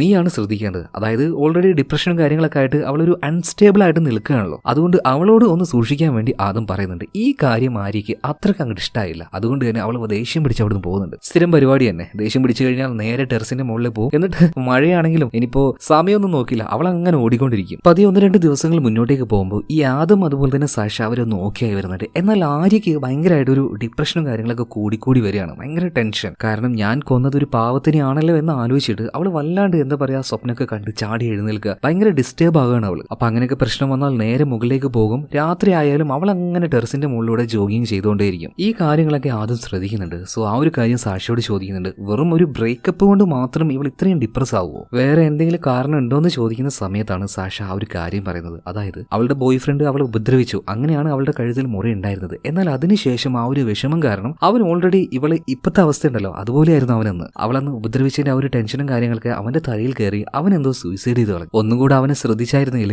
അവൻ ഇപ്പോഴും ജീവനോട് ഉണ്ടാവുമായിരുന്നു. ആ കുറ്റബോധം അവളുടെ ഉള്ളിൽ നന്നായിട്ടുണ്ട്. അതുകൊണ്ടാണ് അവൾക്ക് ഇത്രയും ഡിപ്രഷനും കാര്യങ്ങളൊക്കെ വരുന്നത്. മാത്രമല്ല മരിച്ചുപോയ അവളുടെ ആ ഒരു ബോയ് ഫ്രണ്ട് ഉണ്ടല്ലോ അവന്റെ കുടുംബത്തിന് ഇപ്പോഴും മാസാമാസം ഈ ആര്യ കാശ് അയക്കുന്നുണ്ട്. അപ്പൊ ഈ കാര്യങ്ങളൊക്കെ കേൾക്കുമ്പോൾ ആദ്യത്തിന് ഈ ആര്യയോട് ചെറിയൊരു എന്താ പറയാ സഹതാപൊക്കെ തോന്നുന്നുണ്ട്. അടുത്ത സീനിൽ ആര്യയെ കാണിക്കുകയാണ്. ആര്യ യാദൃശ്ചികമായിട്ടൊരു കാര്യം ഇപ്പൊ കാണുന്നുണ്ട്. അതായത് ഈ ക്ലൗഡിന്റെ റൂമിലേക്ക് അന്ന് സാഷ പോയപ്പോൾ ഒരു വ്ലോഗ് പോലെ അവിടുത്തെ വിഷ്വലൊക്കെ ഷൂട്ട് ചെയ്തായിരുന്നല്ലോ, അത് വിശദമായിട്ട് തന്നെ ആര്യ അങ്ങനെ നോക്കുന്നുണ്ട് കേട്ടോ. അപ്പൊ ആര്യ പറയാണ് ഈ സാധനം നമ്മുടെ കയ്യിൽ കിടന്നാൽ നമ്മുടെ തലയിൽ നമ്മൾ ആണി അടിക്കുന്നത് പോലെയാവും. കാരണം ഇത് വലിയൊരു എവിഡൻസ് ആണ്. സോ എവിടെയും ഈ ഒരു തെളിവ് വരാത്ത രീതിയിൽ ഇതൊക്കെ ഡിലീറ്റ് ആക്കി കളയണം എന്ന് പറയുന്നത്. അങ്ങനെ വേഗം തന്നെ ആ ഒരു വീഡിയോ മുഴുവനായിട്ടും ഇവർ ഡിലീറ്റ് ആക്കുന്നുണ്ട്. 3 പേർക്കും ഉള്ളിൽ അത്യാവശ്യം പേടിയുണ്ട്. ശരിക്കും പേടിച്ചു പോയത് ആര്യ തന്നെയാണ്. പിടിക്കപ്പെട്ടു പോവോ എന്നുള്ള ആ ഒരു പേടി അത് മെന്റലി തന്നെ അവളെ വല്ലാതെ എഫക്ട് ചെയ്തിട്ടുണ്ട്. എത്രയും പെട്ടെന്ന് തന്നെ ഈ ഒരു പ്രശ്നത്തിൽ നിന്നും പുറത്തു കിടക്കണം. സോ ഈ കാര്യങ്ങൾ ഡിസ്കസ് ചെയ്തുകൊണ്ട് ഇവർ 3 പേരും ഇപ്പോൾ ആ ഒരു അപ്പാർട്ട്മെന്റിന്റെ ബേസ്മെന്റിലൂടെ അതായത് ആ ഒരു കാർ പാർക്കിംഗ് ഉണ്ടല്ലോ അതിലൂടെ വരികയാണ്. ഈ സമയത്ത് ഇവരുടെ മുന്നിലേക്ക് ഒരു വെള്ളത്തലയും വന്ന് ചാടുന്നുണ്ട്. അവന്റെ കൂടെ തന്നെ ടോവിയ എന്ന് പറഞ്ഞിട്ടുള്ള ഒരു പെണ്ണുണ്ട് കേട്ടോ. അതായത് ഇവര് രണ്ടുപേരും മറ്റേ ഒരു ക്ലൗഡിന്റെ കൂട്ടാളികൾ തന്നെയാണ്. ഈ വെള്ളത്തലേന്റെ പേര് അലക്സ് എന്നാണ്. എന്തായാലും ഈ അലക്സും ടോവിയും കൂടെ വന്നിട്ട് ഇവര് 3 പേരെയും നോക്കിയിട്ട് ഒരു വല്ലാത്ത നൃത്തം അങ്ങോട്ട് നിൽക്കുകയാണ്. അതുപോലെ ഈ ടോവിയ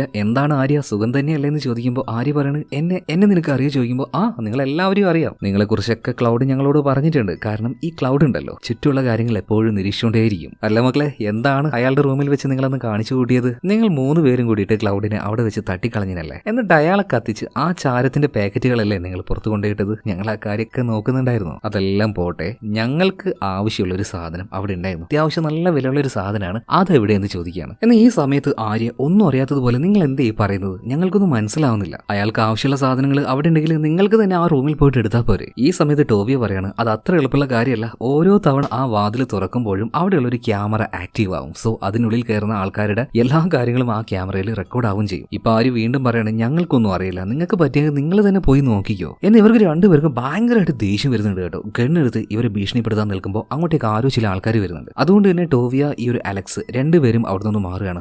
രക്ഷപ്പെട്ടു എന്ന് ഇവർ മൂന്നുപേരും വിചാരിക്കുകയാണ്. അതുപോലെ തന്നെ അതൊരു കാര്യം പറയുന്നുണ്ട്, ടോവിയ പറഞ്ഞതുപോലെ വാതിലും തുറന്ന് ഉള്ളിലേക്ക് കയറുന്ന സമയത്ത് അവിടുത്തെ ആ ഒരു ക്യാമറ അത് ഓൺ ആവുകയാണെങ്കിൽ നമ്മുടെ വിഷ്വലും അവിടെ റെക്കോർഡ് ആയിട്ടുണ്ടാവും. എത്രയും പെട്ടെന്ന് തന്നെ ആ ഒരു ഹാർഡ് ഡിസ്ക് കണ്ടുപിടിക്കണം, അത് ഡിലീറ്റ് ആക്കണം. ഇങ്ങനെ ഇവർ സംസാരിച്ചുകൊണ്ടിരിക്കുമ്പോൾ അവിടെയുള്ള ആളുകളൊക്കെ പോവാണ്. പെട്ടെന്ന് തന്നെ അവിടെ ഒളിച്ചിരുന്ന് ഈ അലക്സും ടോവിയും ഇവരുടെ മേത്തേക്ക് ചാടി വീഴാണ്. ഇപ്പൊ നമ്മുടെ സാഷയുടെ തലയിലാണ് ഗണ്ണ് വെച്ചിരിക്കുന്നത്. ഇപ്പൊ അവളോട് പറയാണ്, മര്യാദക്ക് പറഞ്ഞോ, അവിടെ ഉണ്ടായിരുന്ന ആ ഒരു പണം, അതുപോലെ തന്നെ ആ ഒരു ചിത്രം, ഭയങ്കര വിലയുള്ള ഒരു ചിത്രമാണ്, അത് രണ്ടും എവിടെയെന്ന് ചോദിക്കുകയാണ്. ഇവരാകെ പേടിച്ചു പോയിട്ടുണ്ട്. മാത്രമല്ല അലക്സ് ആ ഒരു ദേഷ്യത്തിൽ സാഷയെ ഷൂട്ട് ചെയ്തു. അപ്പോഴേക്കും അങ്ങോട്ടേക്ക് ആൾക്കാർ വരികയാണ്. ഇവർ വേഗം തന്നെ അവിടുന്ന് മുങ്ങുകയാണ്. അധികം വൈകാതെ പോലീസുകാരും എല്ലാവരും എത്തുന്നുണ്ട്. നോക്കുമ്പോൾ വെടിയേറ്റ സാഷ മരണപ്പെട്ടു പോയിട്ടുണ്ട്. എന്നാൽ യഥാർത്ഥത്തിൽ എന്താണ് സംഭവിച്ചതെന്ന് ആദ്യം അതുപോലെ തന്നെ ആരെയും പോലീസുകാരോട് പറയുന്നില്ല. പാവം സാഷ അനാവശ്യമായിട്ട് അവളുടെ ജീവൻ നഷ്ടമായി പോയി. അതായത് ആദ്യം ആരെയും പറയുന്നത്, ഈ കാർ എടുക്കുന്ന സമയത്ത് കാറ് മോഷ്ടിക്കാൻ വന്ന കാറുകള്ളന്മാരാണ് സാഷയെ ഷൂട്ട് ചെയ്തതെന്ന്. പിന്നീട് ഈ ഒരു കേസ് ഇൻവെസ്റ്റ് ചെയ്യാൻ വന്നത് മറ്റേ ആ ഒരു ഡിറ്റക്റ്റീവ് ഉണ്ടല്ലോ, അതായത് ക്ലൗഡിന്റെ റൂമിലേക്ക് അന്ന് സെർച്ച് ചെയ്യാൻ വന്ന ആള്, ഇയാൾ വന്നിട്ട് നമ്മുടെ ആര്യയോട് വീണ്ടും കാര്യങ്ങൾ ചോദിക്കുകയാണ്. നിങ്ങൾക്ക് ഇതല്ലാതെ വേറെ എന്തെങ്കിലും അറിയോ? അറിയാണെങ്കിൽ ദയവ് ചെയ്തിട്ട് പറയണം. പിന്നീട് ഇവരുടെ എല്ലാവരുടെയും, അതായത് ക്ലൗഡ്, പിന്നെ ഈ ഒരു ടോവിയ, അലക്സ്, അവരുടെ ആ ഒരു കൂട്ടാളികളുടെ ഫോട്ടോ മുഴുവൻ അവിടെ വെച്ചിട്ട് ഇതിൽ ആരെങ്കിലും ഒരാളെ നിങ്ങൾ കണ്ടിട്ടുണ്ടോ എന്ന്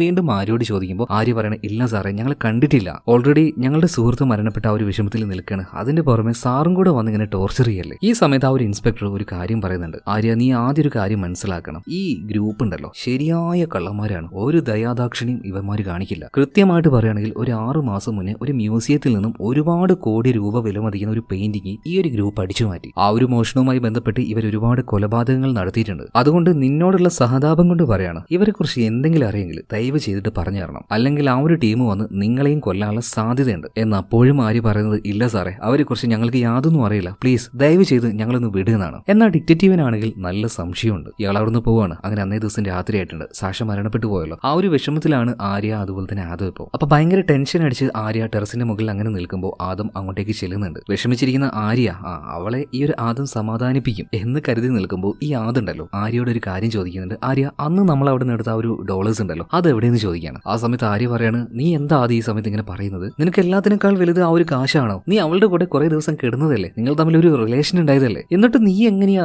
എന്തുകൊണ്ട് ഇങ്ങനെയൊക്കെ സംസാരിക്കുന്നത്? ഇപ്പൊ ആദം പറയാണ്, പോയവര് പോയി, എന്തായാലും നമുക്ക് ജീവിക്കണ്ടേ, ആ ഒരു കാശ് എവിടെയുള്ളത്? ഇപ്പൊ ആര്യ പറയാണ്, അത് പിന്നെ എനിക്കെന്തോ ഒരു പേടി തോന്നിയത് കൊണ്ട് ആ കാശ് അവിടെ തന്നെ കൊണ്ടുപോയി വെച്ചു എന്ന് പറയണം. ആദത്തിന് ആകെ പ്രാന്തളകാണ്, നീ എന്തിനാ അങ്ങോട്ട് കൊണ്ടുവച്ചത്? നമുക്ക് എന്തായാലും ആ ഒരു കാശ് എടുക്കണം, ഒന്നുകൂടെ ആ റൂമിലേക്ക് കയറണം, അതുപോലെ തന്നെ ആ ഒരു വിലമതിക്കാനാവാത്ത ആ ഒരു പെയിന്റ് ഉണ്ടല്ലോ അത് നമുക്ക് അടിച്ചു മാറ്റണം. നീ എന്തായാലും ഒരു ആർട്ട് സ്റ്റുഡന്റ് അല്ലേ, അതിന്റെ മൂല്യവും കാര്യങ്ങളൊക്കെ നിനക്ക് തന്നെ അറിയായിരിക്കുമല്ലോ. ഈ സമയത്ത് ആര്യ അതിനെ നിഷേധിക്കുകയാണ്. പക്ഷെ പിന്നീട് അവൾ സമ്മതിക്കുന്നുണ്ട്, ശരി നമുക്ക് അങ്ങോട്ടേക്ക് പോവാം. പക്ഷെ അതിന്റെ പിന്നിൽ മറ്റൊരു കാരണമായിരുന്നു. അതായത് ആര്യയുടെ പേടി, ആ റൂമിലേക്ക് കയറുന്ന സമയത്ത് അവിടുത്തെ ക്യാമറ ഓൺ ആവുമല്ലോ, അപ്പൊ അതിൽ ആ ഒരു വിഷ്വലും കാര്യങ്ങളൊക്കെ ഒരു ഹാർഡ് ഡിസ്കിൽ സേവ് ആയിട്ടുണ്ടാവും. സോ അത് നശിപ്പിക്കണം എന്നുള്ള ഒരു ചിന്തയിലാണ് ആര്യ അങ്ങോട്ടേക്ക് പോകാമെന്ന് പറയുന്നത്. അതായത് ആര്യയ്ക്ക് പിടിക്കപ്പെടും എന്നുള്ള ആ ഒരു പേടിയുണ്ട്. എന്നാൽ ആദ്യമാണെങ്കിൽ ഈ പൈസന്റെ കാര്യമൊക്കെ ആലോചിച്ചിട്ട് ബുദ്ധിയൊക്കെ വേറെ എങ്ങോട്ടോ പോയിരിക്കുകയാണ്. പിടിക്കപ്പെടും അല്ലെങ്കിൽ പെട്ടുപോകും എന്നൊന്നും അവൻ ചിന്തിക്കുന്നില്ല. എന്തായാലും പിന്നീട് രണ്ടുപേരും അതിനുള്ളിലേക്ക് പോകാൻ തന്നെ തീരുമാനിച്ചിട്ടുണ്ട്. ഇപ്പൊ അതൊരു കാര്യം ആര്യോട് ചോദിക്കുന്നുണ്ട്, എന്നാലും ആ ഒരു കാശ് എന്തിനാ തിരിച്ചു വെച്ചത്? അതിന്റെ ആവശ്യം ഉണ്ടായിരുന്നു? ആര്യ പറയാണ്, അതെന്റെ തീരുമാനമായിരുന്നില്ല, സാഷിയുടെ തീരുമാനമായിരുന്നു. കൂടുതൽ പ്രശ്നങ്ങളിലേക്ക് ചെന്ന് ചാടണ്ടെന്ന് കരുതിയിട്ട് അവള് തന്നെയാണ് ആ ഒരു കാശ് അവിടെ തിരിച്ചു വെച്ചത്. എന്നാലും അത് വേണ്ടായിരുന്നു എന്ന് ആദം പറയാണ്. ഓക്കെ, എന്തായാലും നീ ആ ഒരു ക്ലൗഡിന്റെ റൂമിലേക്ക് പോയിട്ട് ആ കാശ് കൊടുക്കണം, അതുപോലെ തന്നെ ആ ഒരു പെയിന്റ് കൊടുക്കണം. പിന്നെ നീ പറഞ്ഞതുപോലെ ആ ഹാർഡ് ഡിസ്കും അത് എടുത്തോന്ന് പറയണം. ഞാൻ എന്തായാലും നേരെ ബേസ്മെന്റിലേക്ക് പോയിട്ട് അവിടെ കാറും സ്റ്റാർട്ട് ചെയ്ത് നിന്നെ വെയിറ്റ് ചെയ്ത് നിൽക്കാം. പറഞ്ഞതുപോലെ തന്നെ ഈ ആദമാണെങ്കിൽ നേരെ ബേസ്മെന്റിലേക്ക് പോകണം. അതുപോലെ ക്ലൗഡിന്റെ റൂമിലേക്ക് ഈ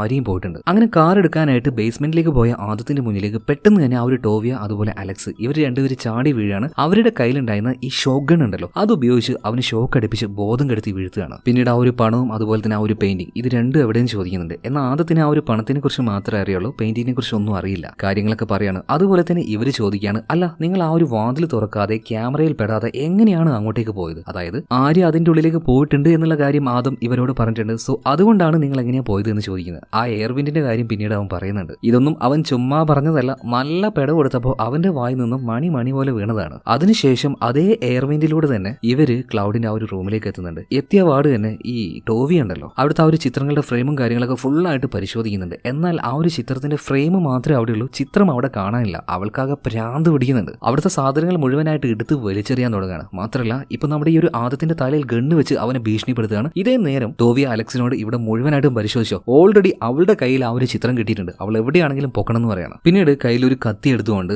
ഈ അലക്സ് ഉണ്ടല്ലോ അതിലൂടെ പാട്ടും പാടി അങ്ങനെ നടക്കാണ്. അതായത് ശരിയായ സൈക്കോ എന്ന് പറയാം. ആര്യ നീ എവിടെയാണ്? നീയും ഒരു ആർട്ട് സ്റ്റുഡന്റ് അല്ലേ? നിന്നെ പോലെ തന്നെ എനിക്കും അതിനോട് ഭയങ്കര ഇഷ്ടമാണ്. അതുകൊണ്ട് പൈസ നിങ്ങൾ കയ്യിൽ വെച്ചോ, ആ സാധനം മാത്രം എനിക്ക് തന്നാ മതി. എന്താ ഡീൽ ഓക്കെ അല്ലേ? ഇതും പറഞ്ഞ് ആര്യയും തപ്പിക്കൊണ്ട് ഈ ഒരു അലക്സ് അതിലൂടെ നടക്കുന്നുണ്ട്. ഇതേ സമയത്ത് തന്നെ ടോവിയ നമ്മുടെ ആദത്തിനെ അടിച്ചു വീഴ്ത്തിയിട്ട് അവന്റെ തലയിൽ ഗണ്ണും വെച്ച് നിൽക്കാണല്ലോ, എപ്പോ വേണമെങ്കിലും അവള് പൊട്ടിക്കും. ആ സമയത്ത് ആദം ഒരു കാര്യം ചോദിക്കുന്നുണ്ട്, അല്ല നിങ്ങൾ ഈ തേടിക്കൊണ്ടിരിക്കുന്ന ആ ഒരു ചിത്രം ഉണ്ടല്ലോ അതിന് എത്ര രൂപ വില വരും? ഏകദേശം ഒരു $50 മില്യൺ വില വരും. നമ്മുടെ ഇന്ത്യൻ രൂപയിൽ നോക്കുകയാണെങ്കിൽ ഒരു 100-400 കോടി രൂപ അത്രയൊക്കെ വില വരുന്ന അത്രയും മൂല്യമുള്ള ഒരു പെയിന്റിംഗ് ആണത്. ഇതേ സമയത്ത് തന്നെ മറ്റൊരു ഭാഗത്ത് ആരെയും തേടിക്കൊണ്ട് ഒരു കത്തിയുമായിട്ട് അലക്സ് അങ്ങനെ നടക്കുകയാണല്ലോ. ആ സമയത്ത് അവിടെയുള്ള ഒരു കബോർഡ് കാണുന്നുണ്ട്. പെട്ടെന്ന് തന്നെ അവിടുത്തെ ആ ഒരു തുണി മാറ്റി നോക്കുന്നുണ്ട്. അതിന്റെ പിന്നിലായിരുന്നു ശരിക്കും ആര്യ ഒളിച്ചിരുന്നത്. അവളൊന്നും നോക്കിയില്ല, അവളുടെ കയ്യിലും ഒരു കത്തി ഉണ്ടായിരുന്നു. വലിയ കത്തിയാണ് കേട്ടോ, ഈ ഇറച്ചിയെല്ലാം വെട്ടുന്ന സൈസ് കത്തി. അത് വെച്ച് ഇവന്റെ കൈക്കിട്ട് ഒരൊറ്റ വെട്ടിയിട്ട് അവിടെ ഉണ്ടായിരുന്ന ബാത്റൂമിലേക്ക് ഓടി കയറുകയാണ്. എന്നാൽ വെട്ടുകൊണ്ട് അലക്സ് അവൻ മരിച്ചിട്ടൊന്നുമില്ലായിരുന്നു, അവന് പ്രാന്താണ് നൽകിയത്. അവനിപ്പോ അതേ കത്തി തന്നെ എടുക്കുകയാണ്, ബാത്റൂമിൽ പോയിട്ട് ആ വാതിൽ വെട്ടിപ്പൊളിച്ച് അതിന്റെ ഉള്ളിൽ നിന്നും, അതായത് ബാത്റൂമിന്റെ ഉള്ളിൽ നിന്നും നമ്മുടെ ആര്യയെ തൂക്കി വലിച്ചു കൊണ്ടുവരികയാണ്. അതായത് ആര്യയും ഇവരുടെ കയ്യിൽ പെട്ടു. ഈ സമയത്ത് ടോവിയുടെ ശ്രദ്ധ ചെറുതായിട്ടൊന്ന് അങ്ങോട്ടേക്ക് ആവുന്നുണ്ട്. ആ ഒരു ഗ്യാപ്പിന് അവളുടെ ഗണ്ണ് മേടിച്ച് അവളുടെ പള്ളക്ക് തന്നെ ഷൂട്ട് ചെയ്യാണ് ആര്, യാദവ്. ഇപ്പൊ ടോവിയെ മരിച്ച കാര്യമൊന്നും ആരറിയുന്നില്ല, അലക്സ് അറിയുന്നില്ല. സോ അലക്സ് എന്താ ചെയ്യുന്നത്, അവന്റെ കയ്യിൽ ചെറിയൊരു ഗ്യാസ് മെഷീൻ ഉണ്ടായിരുന്നു, അതൊന്നും ഇങ്ങനെ തീ വരും. സോ അവളോട് പറയാണ്, നീ ആ ഒരു പെയിന്റിംഗ് എവിടെയാണ് പറയുകയാണെങ്കിൽ ഞാൻ നിന്നെ വലിയ വേദനയൊന്നും ഇല്ലാതെ കൊന്നുകളയും, പക്ഷെ പറയാതിരുന്നാലുണ്ടല്ലോ ഇഞ്ചിഞ്ചായി ഓരോ ഭാഗവും കരിച്ച് ഞാൻ കൊന്നുകളയും. ആദ്യം തന്നെ നിന്റെ കണ്ണുകൾ, പിന്നെ ചെവി, പിന്നെ നിന്റെ മുഖം, അങ്ങനെയെല്ലാം പറഞ്ഞ് അവളെ മരണഭയം കാണിച്ചുകൊണ്ടിരിക്കുകയാണ്. ആ സമയത്താണ് ഈ ടോവിയുടെ കയ്യിലുള്ള ഗണ്ണുമായിട്ട് അങ്ങോട്ടേക്ക് ആദ്യം വരുന്നത്. അവന് ഗൺ പോയിന്റിൽ നിർത്താണ്, അതായത് അലക്സിനെ. ഇപ്പൊ അലക്സ് വേഗം തന്നെ ചാടി എഴുന്നേൽക്കുകയാണ്, കാരണം അവന്റെ കയ്യിൽ ഗണ്ണില്ല. അലക്സ് പറയുന്നത് ഓക്കെ എന്തായാലും ഞാൻ നിന്നെ ഒന്നും ചെയ്യുന്നില്ല, ആ ഒരു പെയിന്റിങ് അത് നമുക്ക് എടുക്കാം, അത് എങ്ങോട്ടാ വിൽക്കേണ്ടത്, ആർക്കാ കൊടുക്കേണ്ടത് എന്നൊന്നും നിനക്കറിയില്ലല്ലോ. നമുക്ക് രണ്ടുപേർക്കും ഒരുമിച്ച് നിൽക്കുകയാണെങ്കിൽ അത് പപ്പാതിയായിട്ട് നമുക്ക് എടുക്കാം. എന്റെ കൂടെ നിൽക്കുന്നൊക്കെ അലക്സ് ഇങ്ങനെ പറയുന്നുണ്ട്. എന്നാൽ ആദ്യം അതിനൊന്നും മറുപടി കൊടുക്കാതെ നിന്റെ കയ്യിലുള്ള ഒരു ചാവി ഉണ്ടല്ലോ അത് മര്യാദക്ക് തരാൻ പറയണം. അതായത് ഒരു ഹാൻഡ് കഫ് ആദത്തിന്റെ കയ്യിൽ ഈ അലക്സും അതുപോലെ തന്നെ ടോവിയും കൂടെ നേരത്തെ തന്നെ ലോക്ക് ചെയ്ത് വെച്ചായിരുന്നു, അതിന്റെ ചാവിയാണ് ചോദിക്കുന്നത്. അപ്പൊ ആ ഒരു ചാവി തരാന്ന് അലക്സ് സമ്മതിച്ചു. ആ ഒരു ചാവി എടുത്ത് ഇട്ടുകൊടുത്ത അടുത്ത നിമിഷം തന്നെ ആദ്യം ഒന്നും ആലോചിച്ചില്ല, അലക്സിന് നേരെ ഷൂട്ട് ചെയ്യാണ്. സ്പോട്ടിൽ തന്നെ അവൻ മരിച്ചു വീഴുന്നുണ്ട്. അപ്പൊ അവന്റെ കയ്യിലുണ്ടായിരുന്ന ആ ഒരു ഫ്ലെയിമർ ഉണ്ടല്ലോ അത് നിലത്ത് വീഴാണ്. അതിന്റെ ആ ഒരു ഫ്ലെയിം തട്ടി അവിടെ ഉണ്ടായിരുന്ന ഷാളിലൊക്കെ തീ പിടിച്ച് അത് പതിയെ കത്താൻ തുടങ്ങുകയാണ്. ഈ ഒരു ഗ്യാപ്പിന് വേഗം തന്നെ ആര്യ വന്നിട്ട് ആദ്യത്തിന്റെ കയ്യിലുള്ള ആ ഒരു വിലങ്ങും കാര്യങ്ങളും അഴിച്ചു കൊടുക്കുന്നുണ്ട്. വാ എത്രയും പെട്ടെന്ന് തന്നെ നമുക്ക് ഇവിടുന്ന് രക്ഷപ്പെടാന്ന് പറയുന്നുണ്ട്. എന്നാൽ ഈ സമയത്താണ് ആദ്യത്തിന്റെ യഥാർത്ഥ വില്ലത്തരം പുറത്തേക്ക് വരുന്നത്. ആദ്യം പറയാണ്, എവിടെ ആ ഒരു പെയിന്റിങ്, ആ ഒരു ഗണ്ണ് വെച്ച് അവളെ പേടിപ്പിച്ച് മര്യാദ കഥ എവിടെയാണെന്ന് പറഞ്ഞെന്ന് പറയണം. അതായത് മാടമ്പള്ളിയിലെ മനോരോഗ്യത് മറ്റാരുമല്ല നമ്മുടെ ആദ്യം തന്നെയായിരുന്നു. അവന്റെ യഥാർത്ഥ സ്വഭാവം പുറത്തേക്ക് വരുന്നുണ്ട്. ആകെ പേടിച്ചു പോയ ആര്യ പറയാണ്, അത് ആ ഒരു ലോണ്ടറി സ്പേസ് ഉണ്ടല്ലോ ആ താഴേക്ക് പോകുന്ന ആ ഒരു സ്ഥലം, അങ്ങോട്ടേക്ക് ഇട്ട് തൂക്കി ഇടിച്ചിരിക്കുകയാണ്. വേഗം തന്നെ ആദ്യം അങ്ങോട്ടേക്ക് പോയി നോക്കുമ്പോൾ ആ ഒരു ബാഗ് അവിടെ കാണാനുണ്ട്. അതിന്റെ കൂടെ തന്നെ ആ ഒരു ചിത്രം ഉണ്ടാവും. ഇത് കരുതിയിട്ട് അവൻ അതിന്റെ ഉള്ളിലേക്ക് ഇറങ്ങി അത് എടുക്കാൻ നോക്കുന്ന അതേ സമയത്ത് തന്നെ ആര് ഓടി വന്ന് അവൻ അതിന്റെ ഉള്ളിലേക്ക് തള്ളിയിടുകയാണ്. താഴേക്ക് ചെന്ന് വീഴുന്നുണ്ട്. നോക്കുമ്പോൾ ആ ഒരു ബാഗിൽ $1 മില്യൺ അത് അവിടെ ഉണ്ട് കേട്ടോ. പക്ഷെ ആ ഒരു പെയിന്റിംഗ് അവിടെ ഇല്ല. താഴേക്ക് വീണ സമയത്ത് ആദത്തിന്റെ കാലൊക്കെ അവിടെ ഇവിടെയും തട്ടിപ്പോയിട്ട് ഭയങ്കരമായിട്ട് വേദന ആവുന്നുണ്ട്. ഈ സമയത്ത് ആദത്തിനെ നോക്കിയിട്ട് ആര്യ ചെറുതായിട്ടൊന്ന് ചിരിക്കുന്നുണ്ട് കേട്ടോ. സോ ഇതാണ് ഈ കഥയിലെ ഏറ്റവും വലിയ ട്വിസ്റ്റ്. മാടമ്പള്ളിയിലെ യഥാർത്ഥ മനോരോഗി അത് മറ്റാരുമല്ല, നമ്മുടെ ആര്യാണ്. Yes, the real psycho. അതായത് ഗുരുവി അന്ന് ആദവും സാക്ഷിയും കൂടിയിട്ട് ഈ റൂമിലേക്ക് വന്നപ്പോൾ ഇവിടെയുള്ള എല്ലാ കാര്യങ്ങളും ഷൂട്ട് ചെയ്തായിരുന്നല്ലോ ആ ഒരു വീഡിയോ. ആ വീഡിയോ നമ്മുടെ ആര്യ നോക്കിയപ്പോൾ ഇത്രയും വിലയുള്ള ആ ഒരു പെയിന്റിങ് അവൾ ആ ഒരു വീഡിയോയിൽ കണ്ടു. സോ ആ പെയിന്റിങ് ക്ലൗഡിന്റെ റൂമിലാണെന്ന് മനസ്സിലായി. അന്ന് മുതൽ ആര്യ പ്ലാൻ ചെയ്യായിരുന്നു എങ്ങനെയെങ്കിലും അത് അവിടുന്ന് ഒറ്റയ്ക്ക് അടിച്ചു മാറ്റണം. ഒരു ആർട്ട് സ്റ്റുഡന്റ് ആയതുകൊണ്ട് തന്നെ അവൾക്ക് അതിന്റെ മൂല്യം നന്നായിട്ട് അറിയായിരുന്നു. അങ്ങനെ ഇവിടെ നടന്ന കാര്യങ്ങളൊക്കെ ഏകദേശം നമ്മുടെ ആര്യയുടെ പ്ലാനിങ്ങോട് കൂടിയിട്ട് നടന്നതാണ്. അതായത് ആ ചിത്രം അത് അവൾക്ക് വേണമായിരുന്നു. അവളുടെ അൾട്ടിമേറ്റ് എയിമും അത് തന്നെയായിരുന്നു. പാവം അവളുടെ കെണിയിൽ പെട്ടുപോയത് ഈ ആദവും അതുപോലെ തന്നെ ആര്യയുടെ കൂട്ടുകാരിയായിട്ടുള്ള സാക്ഷിയായിരുന്നു. മാത്രമല്ല ഇത്രയും കാലം എല്ലാവരും ഭയങ്കര പാവമായിട്ടാണ് ആര്യയെ നോക്കിക്കൊണ്ടിരുന്നത്. കാരണം എന്താണ്, ബോയ് ഫ്രണ്ട് അവൾ ആക്രമിച്ചു, അതുപോലെ തന്നെ അതിന്റെ ടെൻഷൻ കയറിയിട്ട് അവൻ മരിച്ചു പോയിട്ടുണ്ട്. അങ്ങനെ മുഴുവൻ ട്രാജിക് ആയിട്ടുള്ള ഒരു ലൈഫ്. എന്നാൽ റിയൽ ആയിട്ട് അവിടെ എന്താ സംഭവിച്ചെന്ന് അറിയോ? അവളുടെ ബോയ് ഫ്രണ്ടിനെ തട്ടിക്കളഞ്ഞത് തന്നെ ഈ ആര്യയാണ്. അതിനു പുറമെ ഈ ഒരു അപ്പാർട്ട്മെന്റ് ഇതിന്റെ പരിസരങ്ങളിൽ നിന്നും കാണാതായ 6ഓളം പെൺകുട്ടികൾ, അവരെയും ക്രൂരമായിട്ട് കൊന്നുകളഞ്ഞ ആ സീരിയൽ കില്ലർ അത് മറ്റാരുമല്ല, ഇതേ ആര്യ തന്നെയാണ്. എന്നാലും കുറച്ചു കാലത്തേക്ക് അവളുടെ ഉള്ളിൽ ആ ഒരു സൈക്കോയെ അവളൊന്ന് ഒതുക്കി വെച്ചതായിരുന്നു. ആ അപ്പോഴാണ് ഇങ്ങനെയുള്ള ചില സംഭവങ്ങളൊക്കെ ഉണ്ടാകുന്നത്. ആ സൈക്കോ വീണ്ടും പുറത്തേക്ക് വന്നു എന്ന് പറയാലോ. എന്തായാലും ആ ഒരു പെയിന്റിങ് അവളുടെ കയ്യിൽ കിട്ടി. സോ അതുമായിട്ട് അവൾ പുറത്തേക്ക് രക്ഷപ്പെടുന്നുണ്ട്. ഇതേ സമയത്തിന് തന്നെ ആദ്യത്തിന് നോക്കുകയാണെങ്കിൽ ഓക്കെ ആ ഒരു പെയിന്റിങ് കിട്ടിയിട്ടില്ലെങ്കിലും $1 മില്യൺ ഇപ്പൊ അവന്റെ കയ്യിലുണ്ടല്ലോ. പക്ഷെ ഇവിടുത്തെ പ്രശ്നം എന്താണെന്ന് വെച്ചാൽ ഈ വന്ന് വീണ സ്ഥലം ഉണ്ടല്ലോ, അത് പുറത്തുനിന്ന് ഒരാൾ തുറന്നാൽ മാത്രമേ അല്ലേ പുറത്തേക്ക് പോകാൻ പറ്റുള്ളൂ. സോ അതിന്റെ ഉള്ളിൽ ഇപ്പൊ ആദം ട്രാപ്പായി നിൽക്കുകയാണ്. ഇനിയിപ്പോ കയറി വരാൻ നോക്കുകയാണെങ്കിൽ ഈ വീഴ്ചയിൽ അവന്റെ കാലിന് നല്ല പരിക്ക് പറ്റിയിട്ടുണ്ട്. സോ മുകളിലേക്ക് കയറി വരാൻ പറ്റില്ല. ഇതേ ഗ്യാപ്പിന് ആര്യ ആ ഒരു പെയിന്റിങ്ങുമായിട്ട് പുറത്തേക്ക് പോയിട്ടുണ്ട്. അതുപോലെ തന്നെ അവിടെ കത്തിക്കൊണ്ടിരുന്ന അവതരിത്തി ആ റൂമിൽ മുഴുവനായിട്ടും ആളി പടർന്നിരിക്കുകയാണ്. സോ ഇത് കണ്ടപാട് തന്നെ ഫയർ എസ്കേപ്പിംഗ് ടീം അങ്ങോട്ടേക്ക് വരുന്നുണ്ട്. അവിടെ മുഴുവനായിട്ടും വെള്ളം അടിച്ച് കയറ്റുന്നുണ്ട്. സോ ഈ അടിക്കുന്ന വെള്ളം മുഴുവൻ ചെന്ന് വീഴുന്നത് എവിടെയാണ്? ആ റൂമിലും അതുപോലെ തന്നെ റൂമിന്റെ സൈഡിലുള്ള ആ ഒരു ലോണ്ടറി സ്പേസും. അങ്ങോട്ടേക്ക് വെള്ളം വന്ന് വീണ് നിറഞ്ഞ്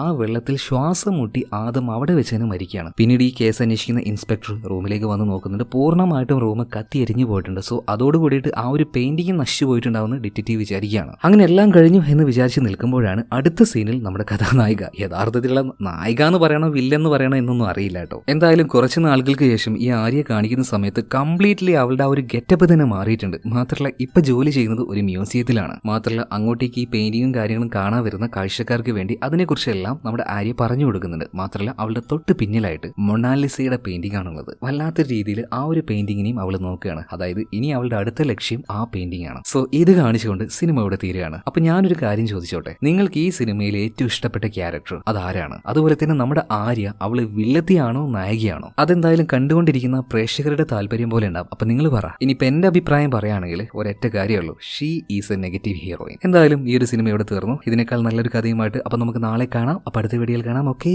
ബൈ.